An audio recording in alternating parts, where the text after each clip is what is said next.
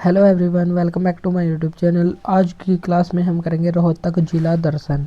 हम कर रहे थे हरियाणा के जिले दर्शन और इसमें हमने 6 जिलों को कंप्लीट कर लिया है जो स्थापना के समय अस्तित्व में थे, और एक जिला हमारा रहता है जिसका नाम है रोहतक।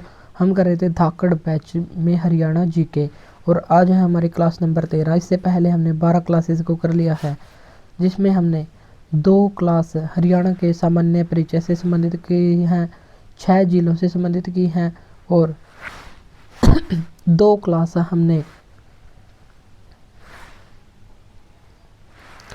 हरियाणा की जो 15वीं विधानसभा के चुनाव हुए थे वे, और 1 क्लास हमने की है हरियाणा का नया मंत्रिमंडल। अगर आपने वो ना देखी तो पहले वो देख लें, और फिर हम करेंगे रोहतक जिला दर्शन। तो रोहतक जिला दर्शन करने से पहले अगर आप हमारे चैनल पर पहली बार आए हैं तो चैनल को सब्सक्राइब जरूर करें, ताकि डेली आपको ऐसी क्लास मिलती रहे जो CET 2025 के लिए काफ़ी इंपॉर्टेंट होगी। चलिए शुरू करते हैं हमारी आज की क्लास। सबसे ज़्यादा जिलों के साथ सीमा बनाने वाला जिला कौन सा है? तो सर्वाधिक जिलों के साथ 7 जिलों के साथ सीमा बनाने वाला जिला है जींद, और दूसरा सबसे ज़्यादा जिलों के साथ सीमा बनाने वाला जिला है रोहतक, जो 6 जिलों से सीमा बनाता है। स्थिति यह हरियाणा के मध्य भाग में स्थित है, और रोहतक भिवानी, हिसार, जींद, सोनीपत, दादरी और झज्जर 6 जिलों से सीमा बनाता है, और इसका अस्तित्व 1 नवंबर 1966 को, और इसका क्षेत्रफल है 1745 वर्ग किलोमीटर, और इसकी जनसंख्या 2011 जनगणना के अनुसार 10 लाख से तो ज़्यादा है, लेकिन 15 लाख से कम है। और यहाँ पर विधानसभा क्षेत्रों की संख्या है 4, और ये 4 विधानसभा क्षेत्र हैं रोहतक, कलानौर जो रिजर्व सीट है, और यहाँ से शकुंतला खट्टक विधायक हैं, महम और गढ़ी सांपला किलोई जहाँ से भूपेंद्र सिंह हुड्डा विधायक हैं। और तहसील यहाँ पर 4 हैं जो विधानसभा सीट हैं, वे ही यहाँ पर तहसील भी हैं, जैसे रोहतक, महम, कलानौर और सांपला। और यहाँ पर उप तहसील है एक जो है लखन माजरा। और रोहतक का पुराना नाम क्या होता था? तो इसका पुराना नाम होता था रोहतास नगर, और इसके फाउंडर या संस्थापक थी तारावती रानी के पुत्र रोहतास भ्रूम के नाम पर इसका नाम रखा गया है रोहतक, और इसकी स्थापना रोहतास भ्रूम के द्वारा करवाई गई थी जो तारावती रानी के पुत्र थे। और इसका वर्णन हमें कहाँ से मिलता है? नकुल दिग्विजयम ग्रंथ से मिलता है। और नकुल दिग्विजयम ग्रंथ से हमें क्या क्या मिलता है? यहाँ से मिलता है कि रोहतक के लोग संगीत प्रेमी थे, और हरियाणा में सबसे ज़्यादा गायें रोहतक में ही पाली जाती थी। ऐसा भी उल्लेख मिलता है कि रोहतक के लोगों का युद्ध नकुल के साथ हो गया था, और विजय के बाद नकुल सिरसा की ओर आगे बढ़ गया था। अब हम देखेंगे रोहतक के उपनाम। जो रोहतक फेमस है उसे क्या क्या कहते हैं? एजुकेशन हब ऑफ हरियाणा कहते हैं रोहतक को, लेकिन एजुकेशन सिटी ये सोनीपत को कहते हैं। शुगर सिटी ऑफ हरियाणा ये भी कहते हैं रोहतक को। हरियाणा की फिल्म सिटी भी, और हरियाणा की राजनीतिक राजधानी भी रोहतक को ही कहते हैं।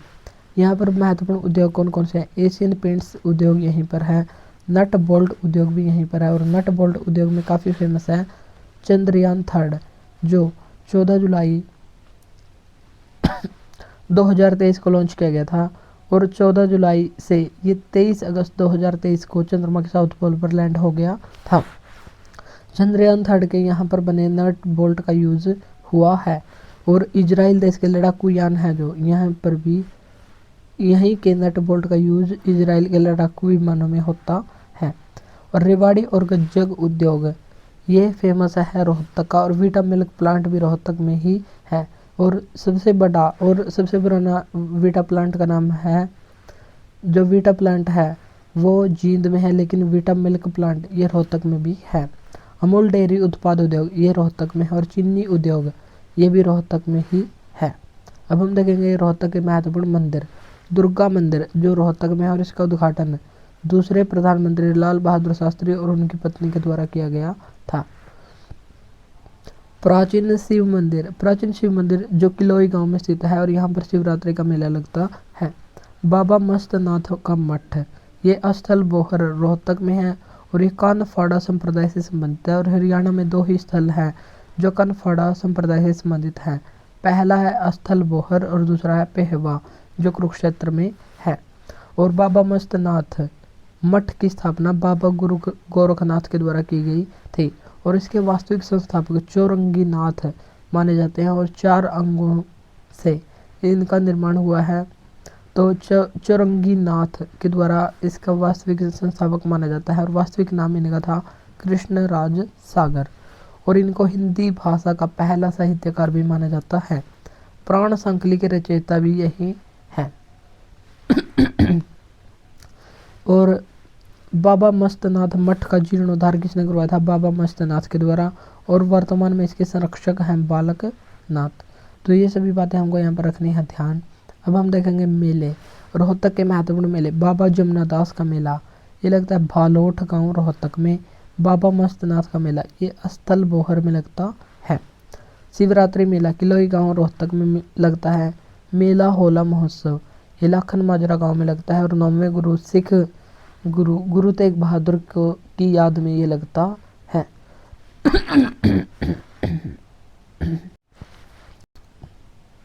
हरियाणा में कुल 72 गुरुद्वारे हैं और 72 गुरुद्वारों का संचालन SGPC श्री गुरुद्वारा प्रबंधक कमेटी के द्वारा किया जाता है।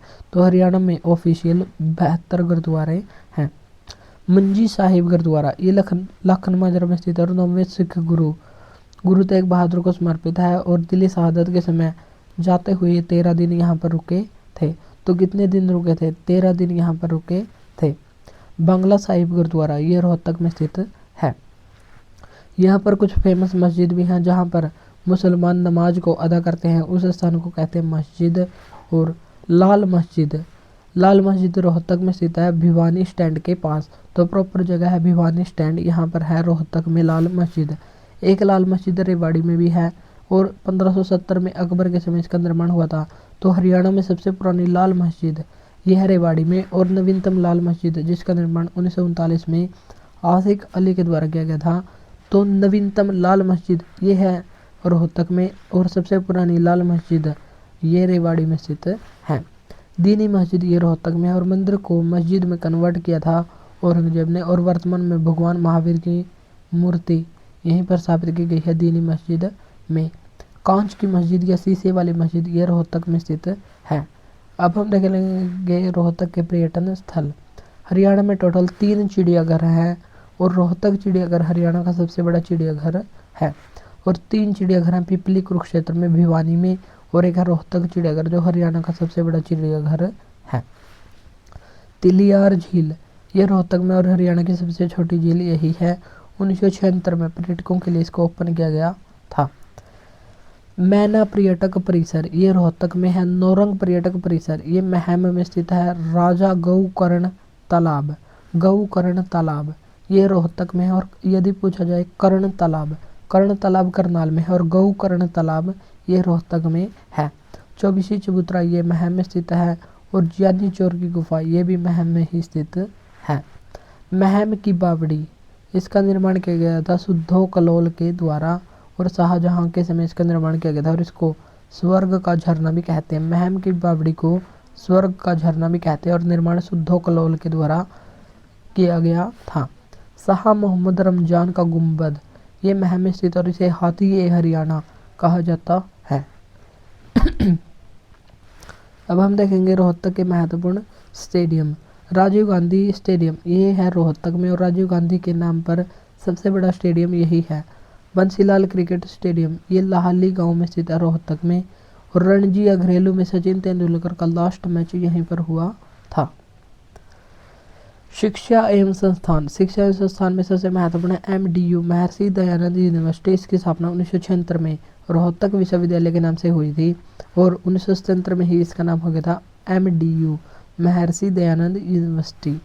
और सबसे स्वच्छ राज्य सरकारी यूनिवर्सिटी है और बच्चियों के दाखिले के साथ ही ये बीमा फ्री कर देती है और जिसका स्वयं का अंतर्राष्ट्रीय क्रिकेट स्टेडियम भी है और इसके स्टेडियम का नाम है सरदार पटेल क्रिकेट स्टेडियम। तो ये भी यह स्टेट की पहली यूनिवर्सिटी है। तो भारत की पहली स्टेट यूनिवर्सिटी जिसके पास अंतर्राष्ट्रीय क्रिकेट स्टेडियम भी है खुद का, तो ये है MDU Maharshi Dayanand university. Bhagwat Dayal Sharma PGIMS का मतलब है post graduate institute of medical science. इसकी स्थापना 1960 में कॉलेज के रूप में हुई थी। मेडिकल कॉलेज के रूप में स्थापना हुई थी और 2008 में इसको यूनिवर्सिटी का दर्जा दे दिया गया था। नेक्स्ट संस्थान है Pandit Lakshmichand state university of performing and visual art. 2014 में इसकी स्थापना की गई है। बाबा मस्तनाथ यूनिवर्सिटी एक प्राइवेट यूनिवर्सिटी है और इसकी स्थापना 2012 में स्थल बोहर में की गई है। JNV यहाँ पर जो जवाहर नवोदय विद्यालय भी है जो गुसकानी गांव रोहतक में स्थित है। तो ये थे शिक्षण और संस्थान, ज़्यादातर यहाँ पर यूनिवर्सिटी हैं, इसलिए ही रोहतक को एजुकेशन हब ऑफ हरियाणा कहते हैं। IIM Indian institute of management भारतीय प्रबंधन संस्थान, ये उत्तर भारत का पहला और हरियाणा में एकमात्र IIM है जिसको रोहतक में स्थापित किया गया है। इसकी स्थापना नवंबर 2009 में हो गई थी, लेकिन इसकी क्लास स्टार्ट 2010 में हुई थी। पहले MDU में ही इसकी क्लास लगती थी, लेकिन वर्तमान में खुद का कैंपस इसने बना लिया है। यह भारत का पहला IIM बन गया है जो प्रबंधन के साथ साथ वकालत की शिक्षा भी शुरू करने जा रहा है और वकालत के लिए इसका कैंपस लोक शिक्षा के लिए गुरुग्राम में स्थापित किया गया है। नेक्स्ट है ISIFIV state institute of film and television television 2011 में इसकी स्थापना हुई थी रोहतक में। Pandit Lakshmichand state university of visual arts के अंतर्गत ये कार्य करता है। आकाशवाणी केंद्र, हरियाणा का पहला आकाशवाणी केंद्र था रोहतक आकाशवाणी केंद्र जो 8 मई 1976 को स्थापित हुआ था। अब हम देख लेते हैं फेमस व्यक्तित्व। सर छोटू राम काफ़ी इंपॉर्टेंट व्यक्ति हैं। इनका जन्म 24 नवंबर 1881 को गढ़ी सांपला रोहतक में हुआ था। इनके बचपन का नाम था रिचपाल और इनकी प्रारंभिक शिक्षा या प्राथमिक शिक्षा झज्जर के एक सरकारी स्कूल से हुई थी। आगे की स्कूली शिक्षा लेने के लिए दिल्ली गए और दिल्ली में सेंट क्रिश्चियन स्कूल दिल्ली में दाखिला ले लिया और वार्डन के खिलाफ इन्होंने पहला आंदोलन किया था। तो वार्डन के खिलाफ सर छोटू राम का पहला आंदोलन हुआ था और बच्चों के द्वारा इनको जनरल रॉबर्ट के नाम से जाना गया। जब इन्होंने वार्डन के खिलाफ आंदोलन किया तो इनको जनरल रॉबर्ट के नाम से जाना गया। ग्रेजुएशन या स्नातक शिक्षा इन्होंने सेंट स्टीफेंस कॉलेज दिल्ली से प्राप्त की और वकालत की शिक्षा के लिए आगरा कॉलेज गए। 1912 में वकालत की प्रैक्टिस इन्होंने शुरू की रोहतक से और 1912 में जाट सभा की स्थापना इन्होंने की और 1913 में रोहतक में एंग्लो संस्कृत, एंग्लो का मतलब है इंग्लिश, और संस्कृत स्कूल की स्थापना इनके द्वारा की गई थी। 1916 में छोटू राम के द्वारा कांग्रेस पार्टी को ज्वाइन कर लिया गया, लेकिन कांग्रेस पार्टी में ये ज़्यादा दिनों तक नहीं रहे। 1920 में ही इन्होंने कांग्रेस छोड़ दी और 1916 में जाट गजट अखबार निकाला जो उर्दू भाषा का अखबार था और रोहतक से ही इसको निकाला गया था और ये साप्ताहिक अखबार था, यानी कि सप्ताह में एक दिन इसको निकाला जाता था। 1920 में असहयोग आंदोलन के खिलाफ इसको गांधी की आंधी, 1920 में जब गांधी जी का आंदोलन शुरू हुआ था असहयोग आंदोलन, तो ये आंदोलन के खिलाफ थे और इन्होंने कांग्रेस को छोड़ दिया और हरियाणा में असहयोग आंदोलन को गांधी की आंधी के नाम से जाना जाता है। असहयोग आंदोलन 1 अगस्त 1920 को शुरू हुआ था और ये 5 फरवरी 1922 को जब चोरा चोरी घटना हुई, तो चोरा चोरी घटना के बाद 9 फरवरी 1922 को गांधी जी ने इस आंदोलन को वापस ले लिया था। 1920 में सर छोटू राम ने कांग्रेस छोड़ दी और 1923 में हरियाणा के मुस्लिम नेताओं के साथ मिलकर यूनियनिस्ट पार्टी का गठन किया और इसमें महत्वपूर्ण व्यक्ति थे फजल अली हुसैन और सिकंदर हयात खान। 1924 में इन्होंने जमींदारा लीग का गठन किया जिसे फ्यूडल लीग के नाम से भी जानते हैं। 1927 में अंग्रेजों के द्वारा राय बहादुर की उपाधि को ग्रहण किया गया और 1934 में साहूकार पंजीकरण एक्ट को लाया गया जो 1938 में लागू हुआ और 1934 में किसान कर्जा माफ़ी एक्ट भी लाया गया था। 1938 में किसानों की गिरवी जमीन मुक्त एक्ट लाया गया और किसान उत्पाद मंडी एक्ट भी इसी में लाया गया था। 1938 में किसानों के अनाजों की बिक्री हेतु एक अलग मार्केटिंग बोर्ड का गठन भी इन्हीं के प्रयासों से किया गया था। 1937 में सर की उपाधि से अंग्रेजों के द्वारा इसको सम्मानित किया गया और हरियाणा में मोरों के शिकार पर प्रतिबंध लगवाया।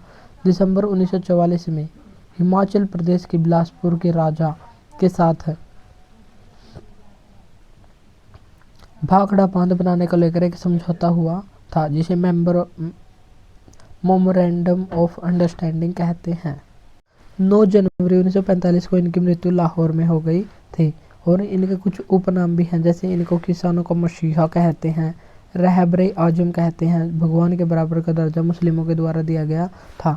पाकिस्तान में 1942 में लोयलपुर में एक जनसभा का आयोजन हो रहा था और जनसभा में मुस्लिमों के द्वारा रहबरे आजम सर छोटू राम के नारे लगाए गए थे और इन्हीं को भाखड़ा बांध का जन्मदाता भी माना जाता है। और सर छोटू राम संग्रहालय ये 2005 सांपला में स्थापित किया गया है और इसका उद्घाटन ओम प्रकाश चौटाला के द्वारा किया गया था। और यहाँ पर छोटू राम का हुक्का जो लाहौर से मंगवा कर यहाँ पर रखा गया है, जो इसको पीते थे सर छोटू राम, वो भी यहाँ पर रखा गया है। सर छोटू राम की 64 फुट ऊंची प्रतिमा का अनावरण भी 2018 में मोदी जी के द्वारा किया गया था। और किसी भी व्यक्ति की हरियाणा में सबसे ऊंची प्रतिमा यही है। लेकिन किसी व्यक्ति की सबसे ऊंची प्रतिमा सर छोटू राम की प्रतिमा 64 फुट ऊंची है। और इनका निवास स्थान कहलाता है प्रेम निवास और नीले रंग का था, इसलिए इसको कहते हैं नीली कोठी, जो रोहतक में स्थित था। 1937 में पंजाब में यूनियनिस्ट पार्टी की सरकार बनी थी और इसके पहले प्रधान थे सिकंदर हयात खान और इसी सरकार में राजस्व मंत्री थे सर छोटू राम। और वसंत पंचमी के दिन ही छोटू राम जयंती को मनाते हैं। अब हम देखेंगे और महत्वपूर्ण व्यक्ति मातूराम हुड्डा। मातूराम हुड्डा सांगी गांव के रहने वाले थे और वे भूपेंद्र सिंह हुड्डा के दादा थे और भूपेंद्र सिंह हुड्डा के पिता थे रणबीर सिंह हुड्डा। मातूराम हुड्डा एक स्वतंत्रता सेनानी थे। रणबीर सिंह हुड्डा इन्हीं के नाम पर चौधरी रणबीर सिंह यूनिवर्सिटी जींद में स्थित है। और रोहतक से 1951-52 में लोकसभा से सांसद भी रह चुके हैं और भारतीय कृषक समाज के अध्यक्ष भी ये रह चुके हैं। एक बात हमको यहाँ पर ध्यान रखने की, पहले लोकसभा चुनाव जो 1951-52 में हुए थे उसमें हरियाणा के 2 व्यक्ति ही सांसद चुने गए थे। पहले थे रणबीर सिंह हुड्डा जो रोहतक से सांसद चुने गए थे और दूसरे व्यक्ति थे ठाकुरदास भार्गव जो रेवाड़ी से चुने गए थे। तो ये दोनों व्यक्ति काफ़ी इम्पोर्टेंट हैं। व्यक्ति तो हैं दयाचंद मायना जो मायना गांव के रहने वाले थे और ये एक प्रसिद्ध कवि थे और इनको हरियाणा का जॉन मिल्टन के नाम से जाना जाता है। और ये हरियाणा के ऐसे कवि थे जिसे राष्ट्रीय कवि का दर्जा भी प्राप्त था। और इनका एक प्रसिद्ध किस्सा नेताजी सुभाष चंद्र बोस के जीवन पर आधारित था। नसीब सिंह कुंडू ये टिटोली गांव के रहने वाले थे जो रोहतक में है। नसीब सिंह कुंडू के द्वारा हरियाणा की पहली सफल फिल्म, जो हरियाणा की सबसे सफल फिल्म थी चंद्रावल। चंद्रावल में सूरज के मित्र रुंडा की भूमिका इन्होंने निभाई थी। और हरियाणा की सबसे सफल फिल्म कौन सी है? चंद्रावल हुई है। और हरियाणा सिनेमा की पहली सफल फिल्म ये थी बहू रानी और दूसरी सफल फिल्म चंद्रावल थी और यही सबसे सफल फिल्म थी। इसमें जाट परिवार का होता है सूरज और गडरिया लुहार की बेटी चंद्रावल के बीच प्रेम हो जाता है। तो इनकी प्रेम कहानी का वर्णन मिलता है चंद्रावल फिल्म में। और केपी कौशिक ये भी रोहतक से संबंधित है। ये संगीत निर्देशक और हरियाणवी फिल्मों में सबसे सफल संगीत निर्देशक यही रहे हैं। देवी शंकर प्रभाकर इन्होंने फिल्म बनाई थी और ये सबसे सफल फिल्म निर्माता हैं। जयंत प्रभाकर ये डायरेक्टर हैं और सबसे सफल फिल्म निर्देशक भी यही हैं। जयदीप अहलावत ये खरकड़ा महम गांव रोहतक से संबंधित हैं। रणदीप हुड्डा ये जसिया गांव से संबंधित है। जसविंदर नरूला संगीत से संबंधित है, रोहतक से इनका संबंध हो जाएगा।